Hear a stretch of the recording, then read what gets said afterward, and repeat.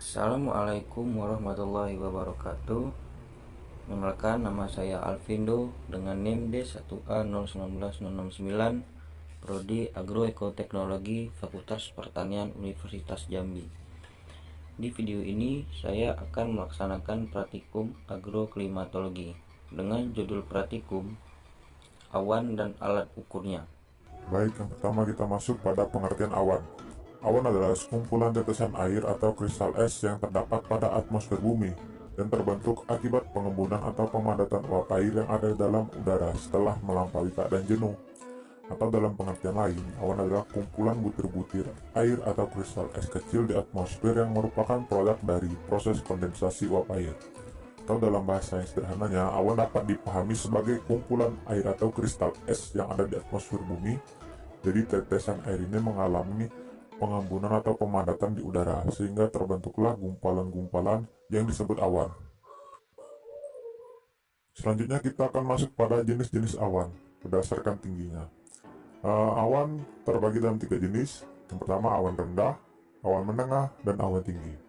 Awan rendah mempunyai ketinggian dasar yaitu kurang dari 2 km.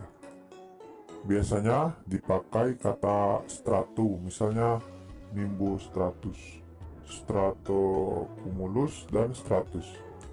Yang kedua awan menengah mempunyai ketinggian dasar antara 2 sampai 6 km. Biasanya dipakai awalan alto, misalnya altocumulus dan altostratus.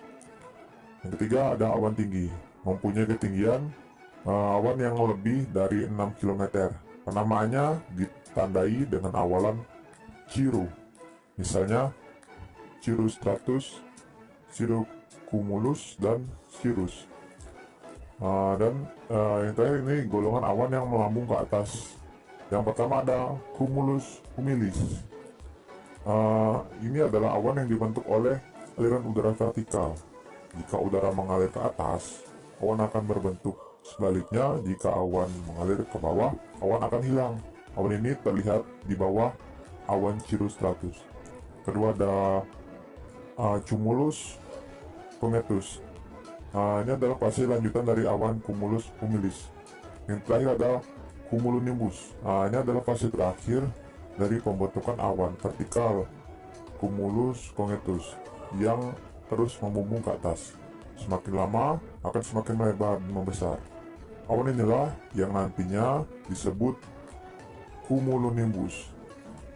Tak heran jika cumulonimbus ini menjadi sarang terjadinya petir, kilat, dan guntur.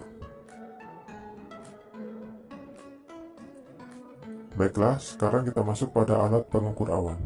Alat pengukur awan adalah ceilometer.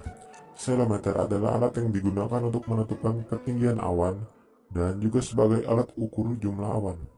Ceilometer mengukur ketinggian awan mulai dari titik permukaan bumi sampai ke awan yang paling terendah.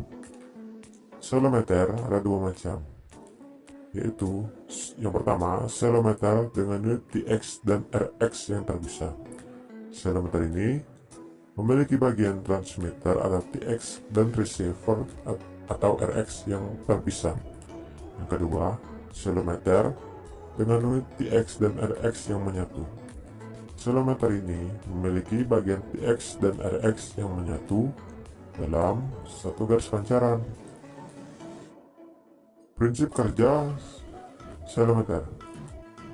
Prinsip kerja ceilometer ini bekerja berdasarkan prinsip dari pantulan balik dari gelombang suara atau cahaya yang dipancarkan akibat adanya material yang lain di udara, sehingga perbedaan waktu antara gelombang yang dipancarkan dan gelombang balik yang diterima akan dijadikan acuan untuk menghitung ketinggian dari material pemantul.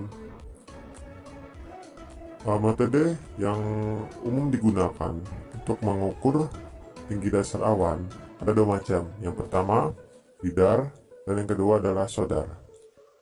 Lidar adalah light detection and ranging yang dapat mengukur ketinggian awan hingga 30 km di atas permukaan tanah. Teknologi laser banyak dimanfaatkan sebagai pendeteksi pada ceilometer ini dengan panjang gelombang berkisar 600 sampai 1000 nm. Yang kedua, SODAR atau Sonic Detection and Ringing. Pengukuran didasarkan pada pancaran gelombang suara vertikal yang akan menghasilkan informasi berupa frekuensi dan amplitudo dari gelombang gemah di udara. Terima kasih dan sekian video praktikum agroklimatologi dari saya. Apabila ada kekurangan dan kesalahan, saya mohon maaf. Saya akhiri, wassalamualaikum warahmatullahi wabarakatuh.